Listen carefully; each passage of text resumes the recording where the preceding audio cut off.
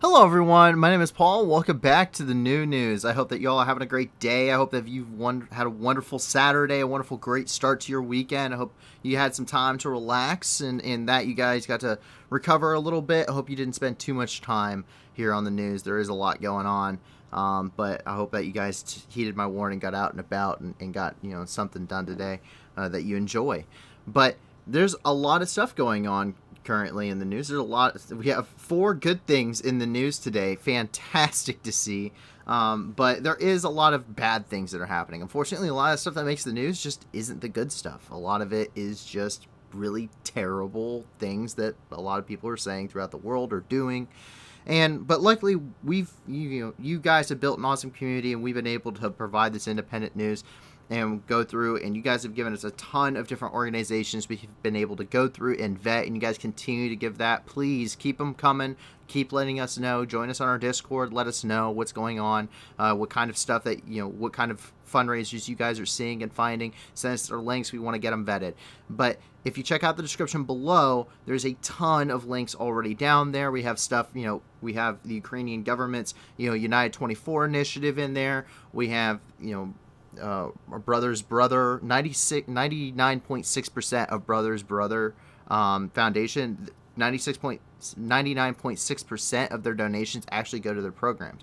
In fact, that's the thing across the board. 80% of anything you donate to those organizations we have in the description goes directly to their programs. They all go to helping people, not to those administration's fees, and not to that nice CEO salary a lot of them would have. So we don't have to worry about that. It's all going to help people, because that's the goal of this channel. So if you can't give a lot, give a little. If you can't give anything at all, tell your friends about us. Give us a like, subscribe. It helps us reach more people. The more people that we reach, obviously, they can come enjoy the way that we do the news here and trying to be that independent, unbiased, and apolitical source. But also, the more people that are here, the more good we ultimately can do. And that is the whole goal of this project. There will never be super chats. We will never be pushing merchandising. No matter how big we get or no matter how small we stay, everything is going to be about helping people. And I really appreciate your guys' support in that endeavor, both with the channel, but even more importantly with the groups that we've listed down below. So please continue to give them your support. And without further ado, we're going to get right into the news. And the first thing we have is actually over here, and I'm going to try and pronounce this, Khmelnytsky region. It's an oblast in Ukraine. I'm sorry, I cannot pronounce. I barely speak English, guys. I don't know what to tell you. But in the Khmelnytsky region, on June 25th, Ukrainian air defense forces shot down 2 Russian missiles, and that's coming from Sergei Homoly, the head of the Khmelnytsky Regional Military Administration. And on top of that, coming from the Air Force Command of the Ukrainian Armed Forces, on the night of June 25th, Russian troops fired more than 50 missiles at at the territory of Ukraine. That is a ton of ordnance. We have seen a major spike today in missiles. There's even, we're even hearing that stuff has been, they conducted airstrikes and missile attacks from Belarus. Now, we've heard that. We've heard it reported all over the place, but we don't have any independent, and we don't have anything independent saying, hey, these are, these are where what was hit, that kind of thing, like we normally do. So as much as I want to hear it, as much as I want to be able to report on it, and if I can't, if I don't have quotes or anything else coming from these guys independently, I can't report on it realistically. So I need to have some independent information here. So, but yes, we will note, hey, we are hearing that those strikes, some of them were coming out of Belarus. We're hearing them from, we're obviously hearing a lot of strikes happening all across the country of Ukraine today, pretty much nationwide. We have a nationwide strikes on the country of Ukraine today. Basically, there's air raid sirens going off, everywhere from Lviv, obviously, over to areas such as over by Severodonetsk, Lysychansk, Dnipro, Zaporizhia, and Mykolaiv. As you roll into Kharkiv, we can see that a nuclear power plant was damaged, and this is coming from the press service of the State Nuclear Regulatory Inspectorate. And they stated, due to the Russian shelling of the city of Kharkiv on June 21st, the nuclear subcritical installation neutron source was damaged, particularly the buildings and the infrastructure of the industrial site. The nuclear installation has been moved into a deep subcritical state. The radiation background in the experimental hall is within normal limits. They're saying that, hey, yes, the nuclear facility was hit and damaged. No, nothing is out of the ordinary at this point. Everything is still safe. We are still good. But this is the exact thing that we were worried about much earlier in the war, when you saw things such as Enhadar and Chernobyl being a lot less stable, to say the least. So that's kind of what we're hearing here. We're starting to see some of those ramifications. I mean, there's a large quantity of electricity in Ukraine that comes from nuclear power plants. There are many across the nation. And so this is a substantial risk. We've talked about this when missiles have flown over the facilities, and we've seen, talked about it when their missiles, when those missile launch motors and flight motors failed.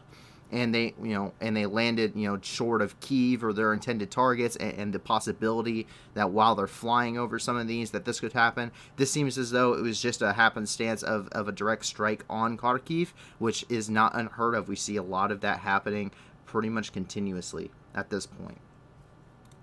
Over here, though, in Savote, we see something completely different. So this is this is not confirmed, but we're pretty confident that this is a HIMARS strike. This is roughly 33 miles behind the front lines. The M777s, which is the next pretty much longest range artillery unit that the Ukrainians can field at this point. The Excalibur round, which is the precision-guided extra long-distance munition, actually only has about an effective range of about 25 miles. So this is 33. This means this has to be some kind of a long-range missile system, essentially. And the HIMARS, being that they are fielded at this point, are the most likely. We see them in use for the second time. We've seen unofficial and official releases of the HIMARS usage at this point inside the country of Ukraine. But this is a Russian command post located within the city of Zavote. And so we're going to go ahead and take a look. So this is the official release. So this is officially from the Ukrainian Ministry of Defense. It does have copyright music, though. And these are their HIMARS being put into action and actively engaging Russian forces here along the front lines. So, of course, they're getting to their setup location. These guys don't have to put themselves in immediate danger, though. These things are capable of firing pretty incredible distances, to say the least. And this is going to give them the deep strike target capabilities.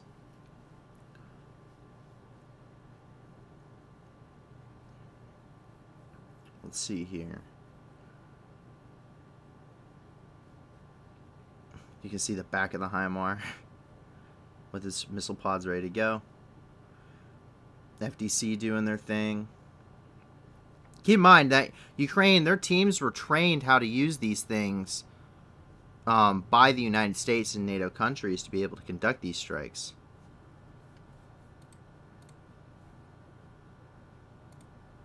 Let's see if we can get... Yeah, there we go. So there we go. There's some HIMARS launches on that end.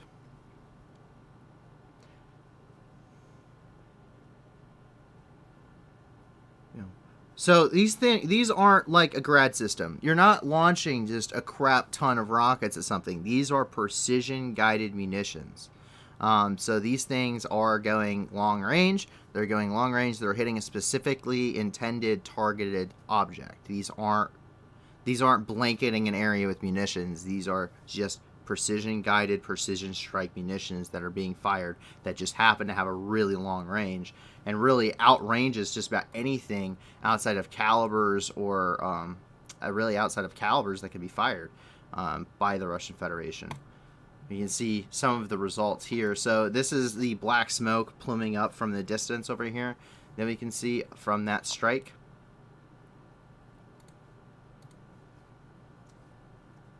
Once again, some more destruction here. So we're pretty confident that there was a strike here and it was a Russian command post. As we jump down here, so we reported on this one much earlier. We actually reported on this location on day 107. If you want to go check it out, and the title of that was that the city of the city of Vubrivka was annihilated. And this is actually the actual photo that we showed. This is reportedly the image of the Russian Federation using thermal, incendiary munitions on Vubrivka, and eliminating it. And that's what we found out from this is what we got, and this is what we reported on day 107. And now we get to see for ourselves, as troops are passing through Vubrivka, what the city looks like now. And this is newly released footage. This is basically a follow-up to day 107. So, and it does look like we were correct in what we said. This village is gone. It's gone. Take a look.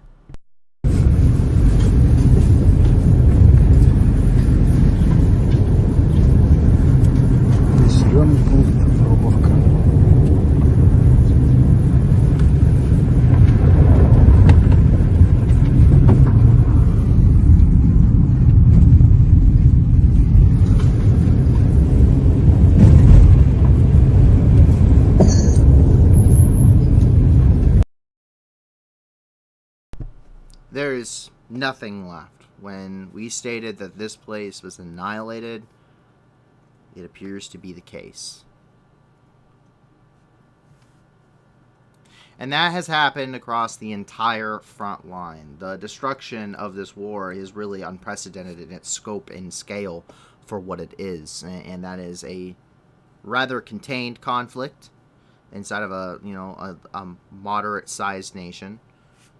And basically, if there is a village that is on the front lines or near the front lines, it has been completely destroyed.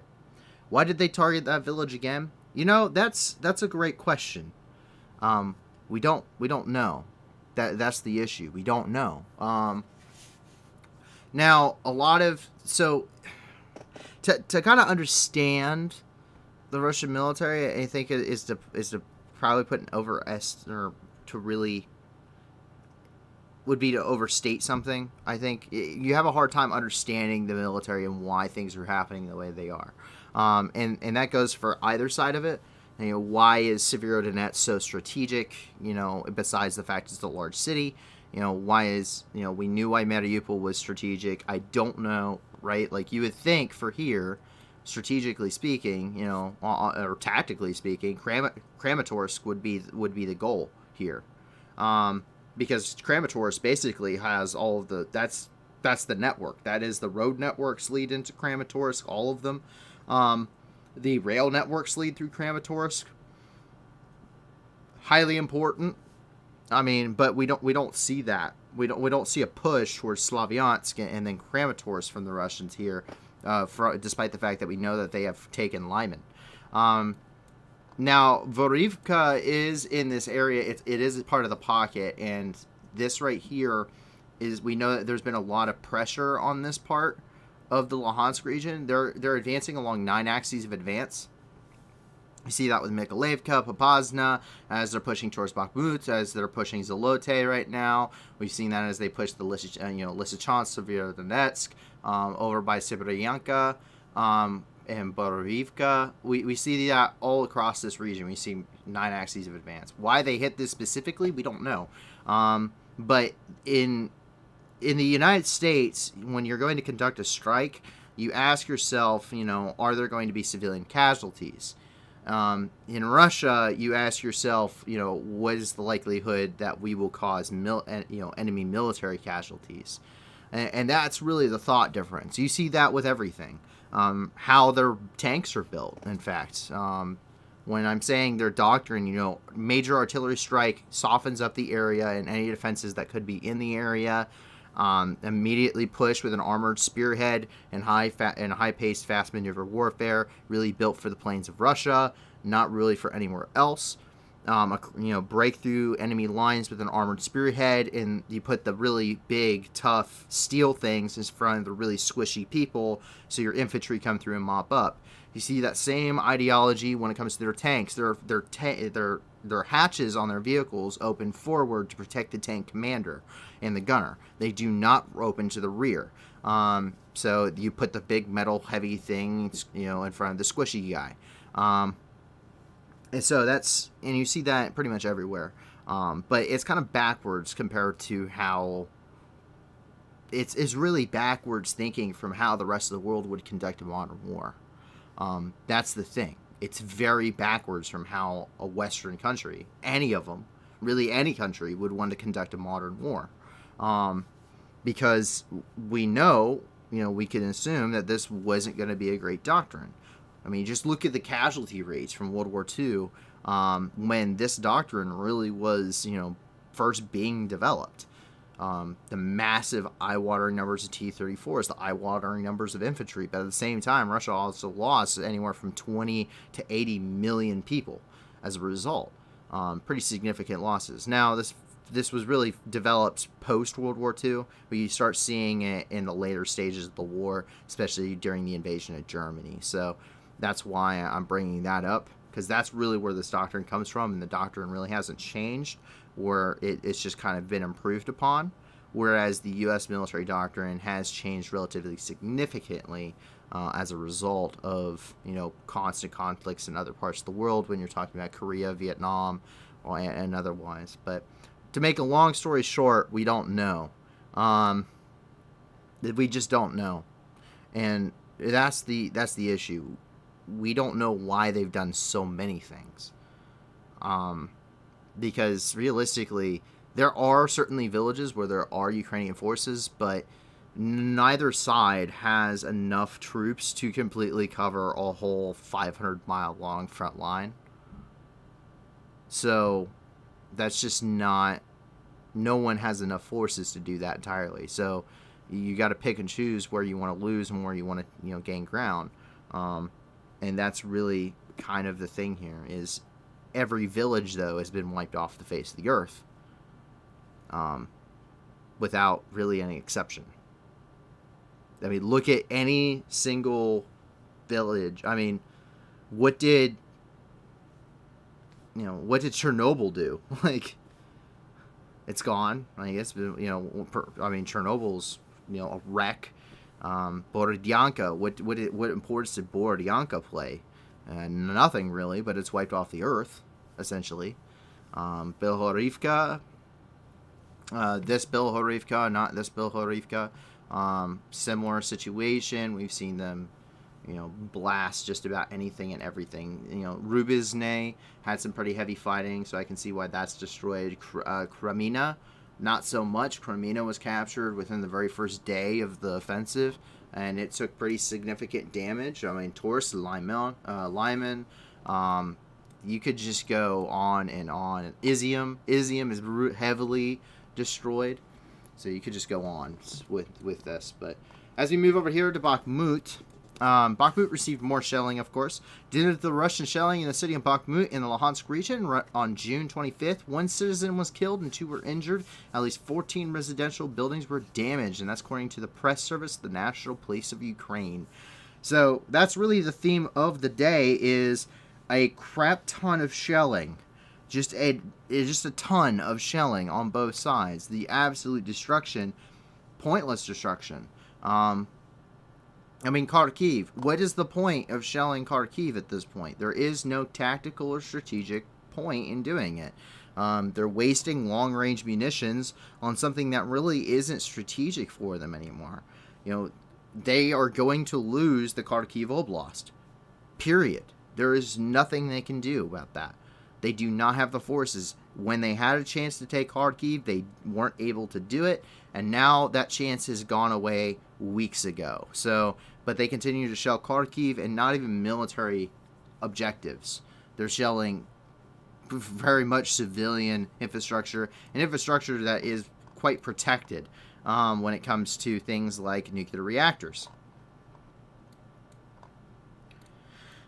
But luckily, Ukrainian birds of prey are back out and about, and they're hungry for more. So here we see several different videos that came out today. I threw them all under this because we don't know where at on the front that these are.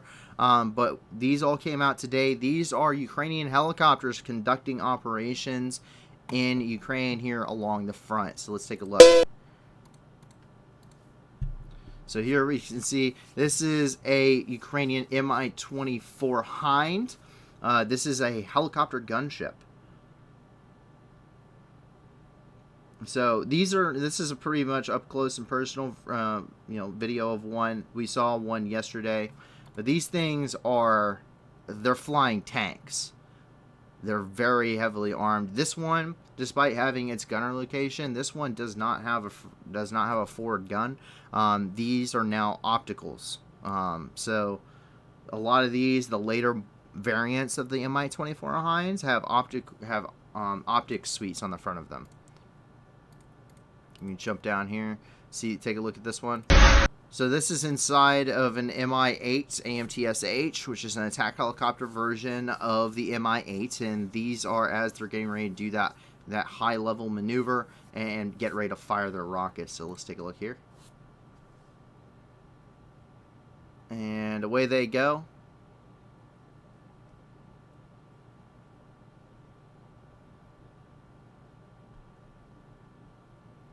And you can see that's a pretty high angle of attack, and it's a pretty high angle, it's pretty strong brake that they're doing there with their helicopter. I mean, you see them, they nose way up there, and then they launch them, and that's going to slow the aircraft. It's going to put it into a condition where they can do that brake. They're probably popping flares at this point, and now they're going to do a really steep bank off, and they're going to drop their altitude real quick to avoid incoming fire.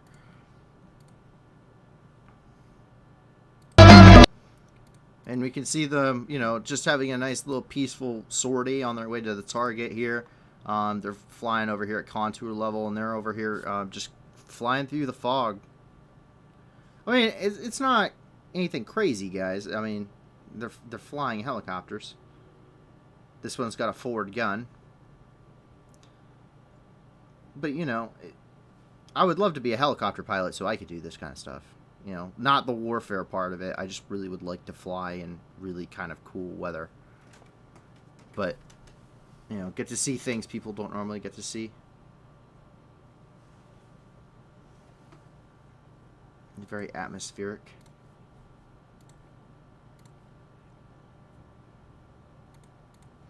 And here you can see these are Ukrainian aircraft. They're conducting strikes here along the front lines and providing close air support. So you can take a look here. I mean, this thing is just turning and burning, and it looks like it may be actually conducting gun runs. But look how low he gets. I mean, his flares are just bouncing off the ground. He is so low. It's not even going out in the air. It's literally bouncing off the ground. You know what kind of a pilot you have to be able to pull that kind of stuff off? I mean, that's ridiculous. So he's popping them here. And he pops them, and then he jumps real low. You can see that one. He's going to probably pop some more. It just bounces. It just rolls around in the field. Yeah, that's some very emphasized low-level close air support. Really low level. That pilot, give that man a medal flying low. Because that is some excellent skills with a helicopter, and not a small one, to say the least.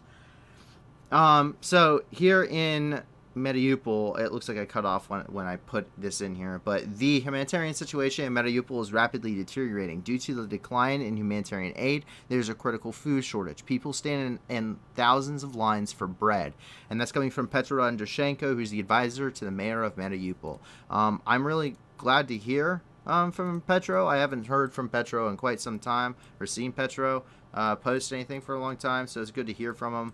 That he is still up and about. I was kind of getting worried when the actual mayor started posting stuff about Mariupol, but I'm glad to see that he is still giving us updates.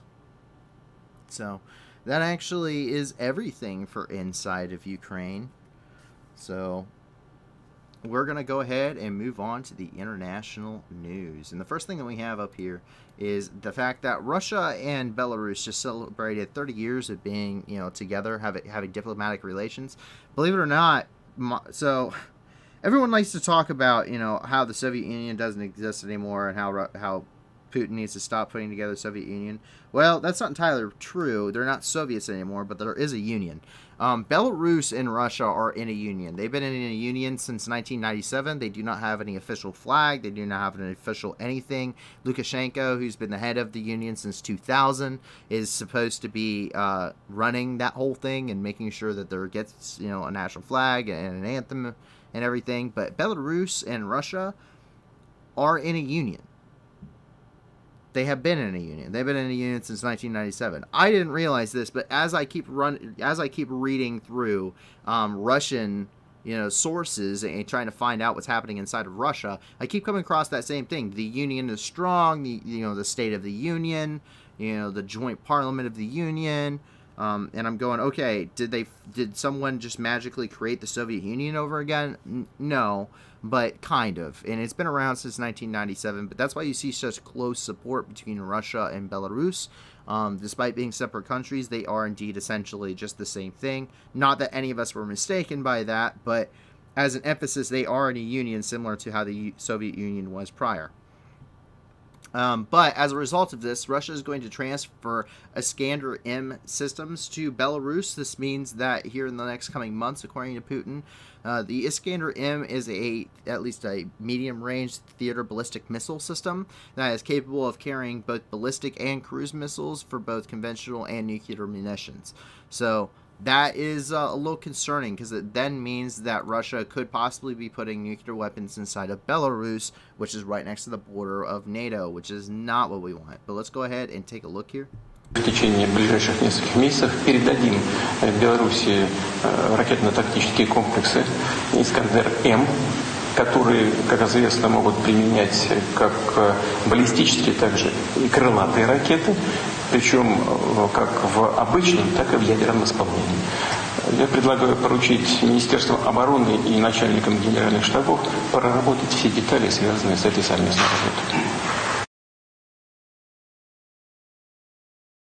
That's not the only thing that occurred, because apparently Putin arrived at the Kremlin rather unexpectedly. He raced towards the Kremlin today at about 11 o'clock at night, and it happens very rarely when this kind of thing happens, but it happens pretty much never.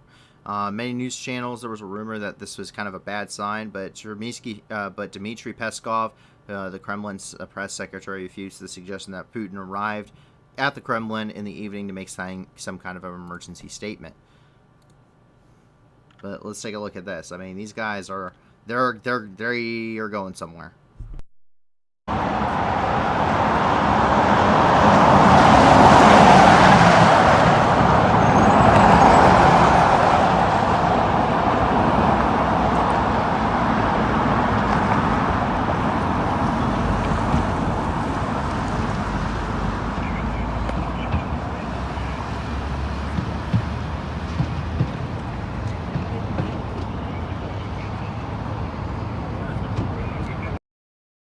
He damn near outran his security detail. So something's happening. We don't know what it is. We don't know why. But all we know is something is happening. So take that with a grain of salt. but something is happening, and we just don't know what. So I'll be very interested to hear what happens as a result of this, considering this happened not but a couple hours ago. And you take a look here. This is coming from the Ministry of Foreign Affairs. And here's the thing, okay? So this is the Ministry of Foreign Affairs who's upset because the world keeps pointing out that the USSR and Nazi Germany started World War II. They're like, no, we didn't, no, that's not what happened. Yes, it is exactly what happened. I hate to break it to you and everyone else. They're accusing everyone of rewriting history, when in fact we're just kind of telling the history as it is. So the USSR and Nazi Germany actually had an agreement between the two. This is under the Molotov-Ribbentrop Pact, if you want to look that up. But Nazi Germany invaded Poland starting September 1st, 1939. The USSR, about a week after ratifying the pact, began the invasion on their end on September 17th of 1939, and that was the invasion of the Republic of Poland. So that's the official start mark of World War II, for anyone that knows. That is exactly what ended up happening. In fact, the Soviet Union stated, were pretty upset with the Germans at the time, despite having the pact. It was a very fragile pact, so don't get me wrong there. Neither Stalin nor Hitler really got along very well, and both of them hated each other and were very skeptical of each other. It's very likely that if had Hitler not invaded Russia probably would have invaded Nazi Germany. But the Germans actually overran the locations that were supposed to be the Russians in order to increase that Lebensraum that they were going for, and so that was actually a point of contention for them even during the pact. In fact, this pact lasted for well over 2 years, or almost a 2-year mark. When it was utterly broken when Operation Barbarossa began and Nazi Germany invaded the Soviet Union on June the 22nd, 1941, which is still remembered in the USSR to this day. I mean, Russia to this day. I'm sorry, I keep getting this stuff mixed up. They're basically the same thing. You know what I'm saying. So, no one is saying that, Russia, didn't sacrifice a lot during World War II. Like I said earlier, between 20 and 80 million people, 20 and 80 million Soviets died during World War II. And the number is very hotly contested. And that's, that's a tremendous sacrifice when you're talking about the Allies, the United States, in all of World War II, fighting on both the Pacific and the European theaters, only lost somewhere between 400 and 450,000. The UK is sitting at about roughly the same. The French, obviously, being under occupation, suffered significantly more. The Chinese, the Japanese, the Germans, they all lost, upwards of 1 million plus, in some cases much higher. But no one is saying that the Soviet Union did not sacrifice a great deal. All anyone is saying is that Nazi Germany and Russia started World War II. That's the thing, is you can't rewrite history. You cannot teach it, but you can't rewrite it. History cannot be rewritten. It cannot be judged. It cannot be anything. It simply just is. It is history. It is what happened. How you intend to teach that is very different from anything else. The rest of the world teaches World War II. Russia teaches the Great Patriotic War. A lot of countries have some resentment for what happened during World War II. Still, understandably so. Many people lost, everything. An entire generation of people was essentially lost because of the war. But how you want to teach it is very different from what actually occurs. And a lot of times, history is written by the victor, is what they said, is what is being said. And that's, true to an extent, I think. But Russia takes it to the extreme. Once again, it's World War II. It's not the Great Patriotic War. I'm sorry, but the Soviet Union is not the all-encompassing power. The United States fought on 2 theaters. It fought in the Pacific. It took on the Japanese almost damn near single-handedly because Europe, was, falling under the Axis powers, and their colonies couldn't really do a whole lot. So that is what it is, I guess. But this right here, Russia regards as totally unacceptable the attempts to make the USSR and Nazi Germany look equally responsible for the outbreak of World War II. Sweep under the rug USSR's decisive contribution to breaking the back of Hitler's war machine. The USSR and Nazi Germany both started the war, yes. That would be the outbreak of World War II. Once again, if you don't believe me, please go look up the invasion of Poland on September 1st, 1939, and for the Soviet Union, September 17th, 1939. And then also look up the Molotov-Ribbentrop Pact. Believe it or not, history will surprise you. We jump up here into Norway, which unfortunately appears to have had a hate crime committed inside. So on the night of the 24th, so last night and early this morning, a man opened fire in an LGBTQ club. And according to preliminary data, 2 people were killed and more than 20 people were injured, with several of them being in critical condition. The police have talked to the local media. They suspect a 42-year-old Norwegian citizen who is Iranian. He's an Iranian national. Police believe he acted alone. He used a pistol, which was seized from the... so he used 2 types of weapons, one of which was a pistol, which was seized at the scene of the attack. And to quote, the police said, "There is a reason to believe this could be a hate crime. We are investigating whether the pride was the target of the attack or whether the suspect had other motives for this crime." 2417 feet.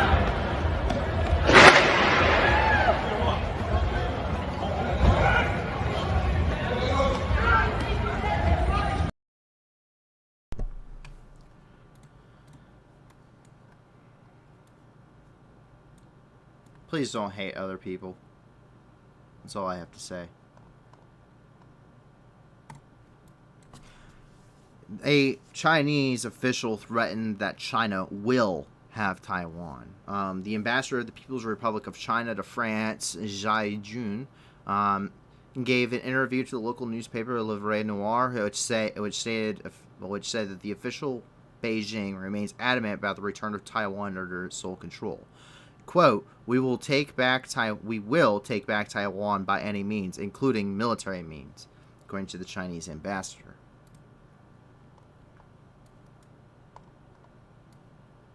And that brings us here into the Middle East, where Uzbekistan sends aid to Afghanistan. So this is more humanitarian aid that has been rolling into the country as a result of the devastating 6.1 Richter scale earthquake that hit the coast region of Afghanistan and of western Pakistan.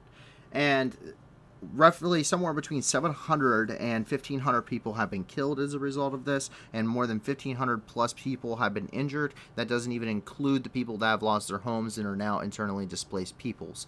But massive amount of aid continues to swarm in from the country of Uzbekistan and from the globe. The International Committee of the Red Cross and the Red Crescent movement is currently on the ground there, as well as the United Nations and UNICEF, which is another section of the United Nations for the Child's Fund there. So pretty significant amount of aid going into this region in this very difficult time. Beijing has said that it's rather angry over a flight of American aircraft near Taiwan. The Chinese protested the United States in connection with the flight of an American aircraft, the P-8A Poseidon, over the Taiwan Strait. It stated in a statement that the official representative of the Eastern Zone of the Combat Command of the People's Liberation Army of China, Shi Yi, which means that basically Taiwan, or the Strait of Taiwan, is owned and is not international waters. It is owned by by China, and it is a combat zone for China. Jump down here into Africa. Burkina Faso has stated that they have given 14 days for the citizens of the vast areas of the northern and southeastern regions to evacuate. amid operations. They're getting ready to start operations against Islamic rebels. The Burkina Faso army said this on Friday, so yesterday. West African nation's army this week ordered civilians to leave 2 large zones of military interest for their protection. They did not specify how long they would have to evacuate or where they needed to go. So obviously Burkina Faso is getting ready to conduct a rather large military action here within their borders in order to fight Islamic extremist terrorism. And as we jump just across the border into Mali, they conducted a counterterrorism operation themselves here in Mali, where 60-plus people were killed. This has happened on June 24th near Wankoro, which is in the Motpi district of Mali. And they discovered a large detachment of militants who were hiding in a forest and entered into combat with them. They killed at least 2 field commanders responsible for a number of terror attacks within the region.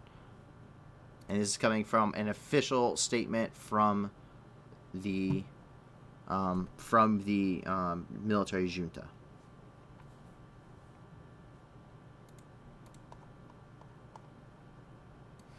We'll jump over here into Ecuador, where we can see that Ecuador's government and indigenous leaders hold their real first talks. Ecuador's government and indigenous leaders met on Saturday for the first formal talks since a mass protest began in the country nearly 2 weeks ago.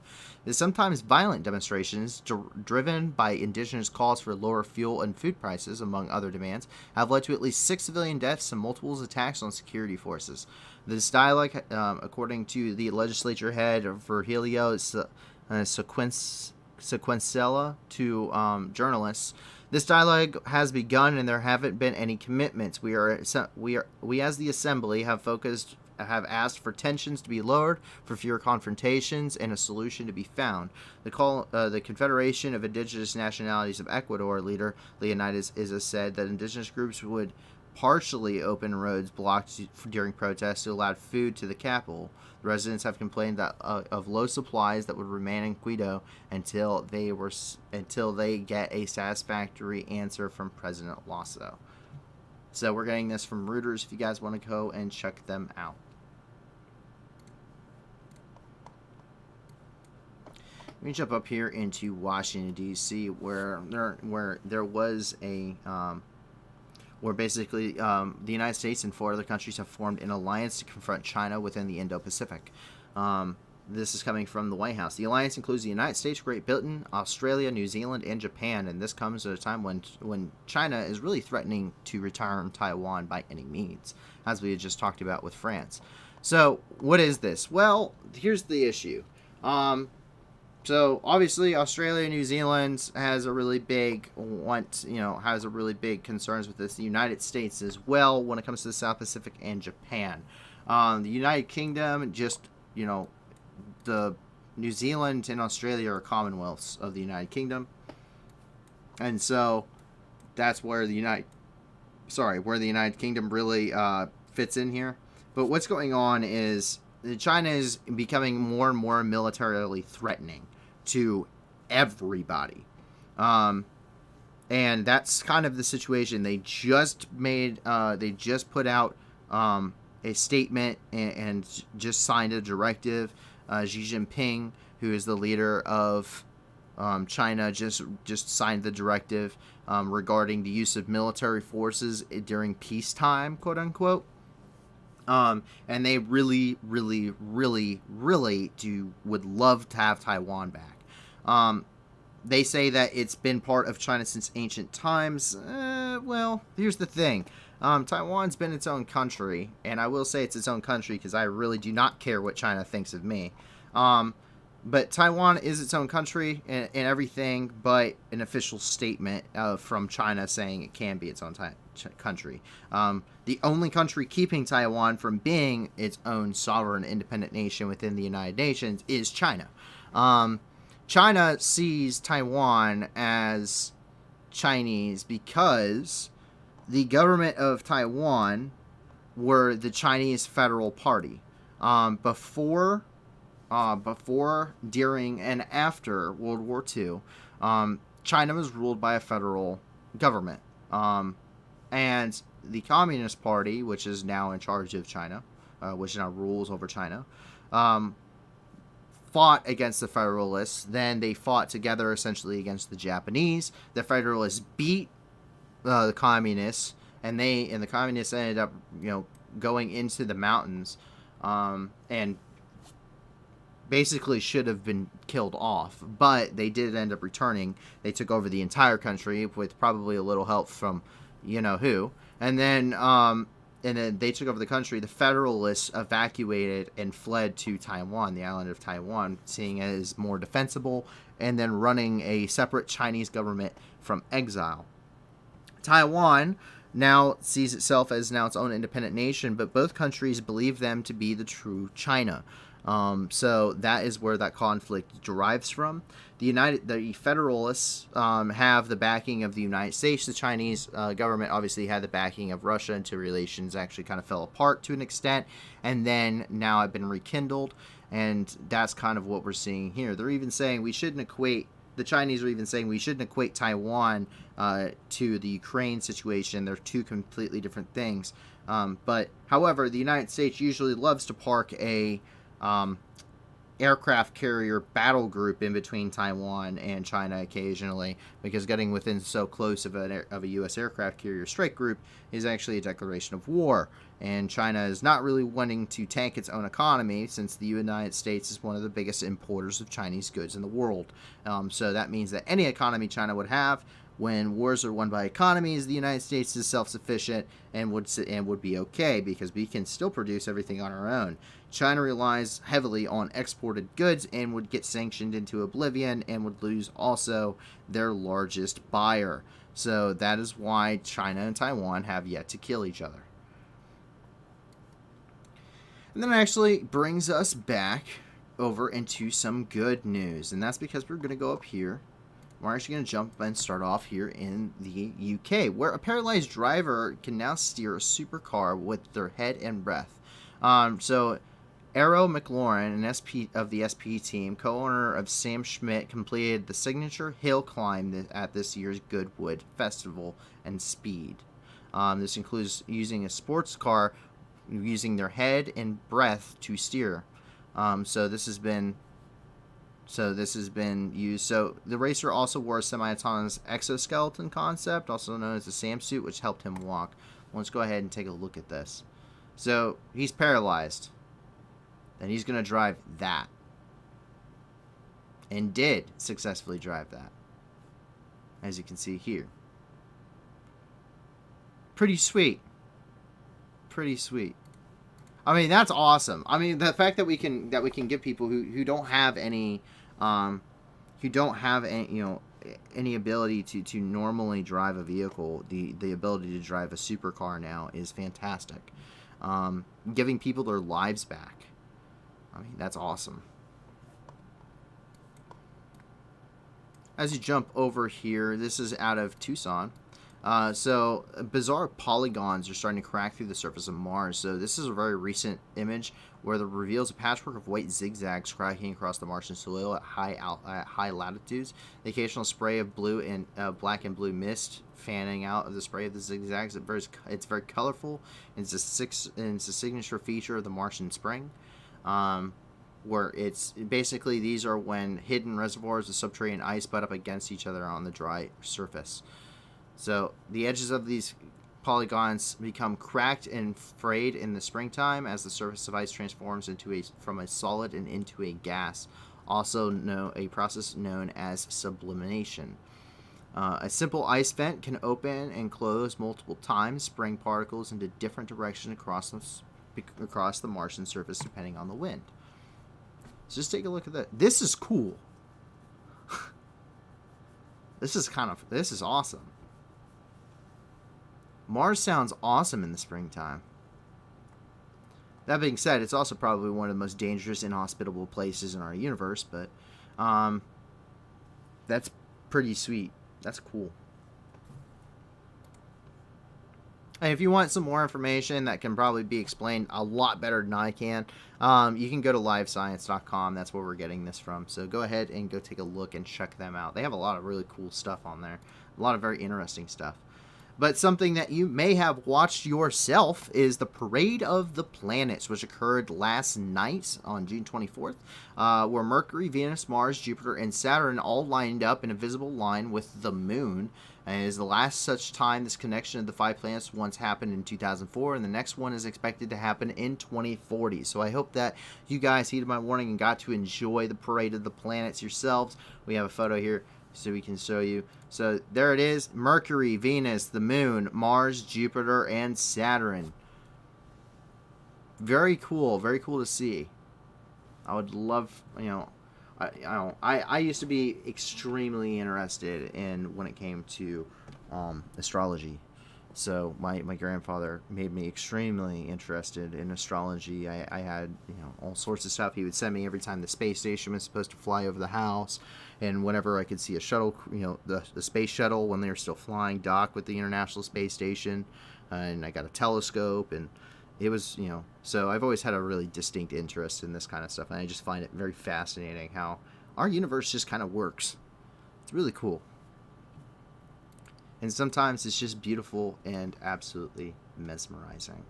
But as we go further, this is my favorite story of the night. I'm sorry, guys. This is my favorite story of the night. No one else cares, but if you like history, you're going to care about this one too. They found the Sammy B. They found her.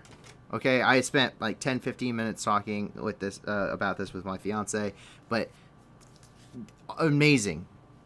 So, what is the Sammy B? The USS Samuel B. Roberts is a destroyer, and specifically it's a destroyer escort. And what it was is during the Battle of the Philippine Sea, also known as the Battle of Samar, it faced pretty amazing odds of survival. A small task force of escort carriers, destroyers, and destroyer escorts were engaged by Japanese cruisers, destroyers, and 3 battleships off of Samar during the Battle of the Philippine Sea. The Samuel B. Roberts fired pretty much continuously during the engagement. She sunk one ship with a torpedo and heavily damaged several others despite being heavily outgunned. Her 5-inch shell fired, her forward gun on the 5-inch turret actually fired so many times that the breech exploded. The round cooked off there inside of the breech. It damaged the gun itself and made it inoperable. And basically, it fought against all odds until it finally sank after being struck by several battleship main gun rounds, 14-inch gun rounds, that went through the stern of the ship and pretty much broke her keel. And so they have officially found it. It's one of the deepest wrecks ever found. Currently, it sits 6,895 meters, or 22,621 feet of water. So the Texan finance Sierra Victor Vescovo also has found the ship and discovered the Sammy B. It's battered but remains largely intact. However, it is split in half on the surface, or on the back of, or on the bottom of the ocean. She split in half. What they believe is what happened is she split it in two when she reached the bottom, but that she was intact when she was afloat, with the exception of part of her stern, which is completely blown off by the Japanese. But that is the Samuel B. Roberts prior to her sinking.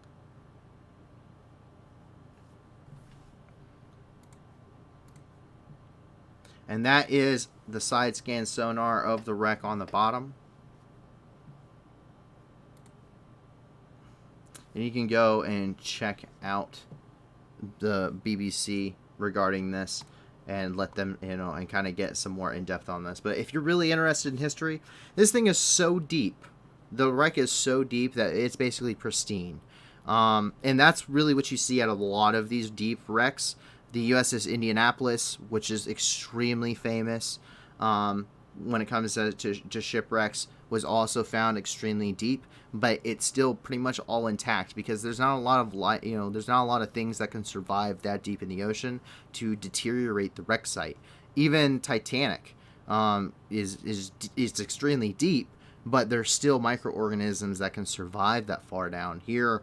In some parts of this, this part of the ocean, it's so deep that just is impossible. So they're usually in very good condition. The Yorktown, as I was saying to my fiance, the Yorktown is deep enough that some of those planes, they look like they just, they look like they were flying yesterday.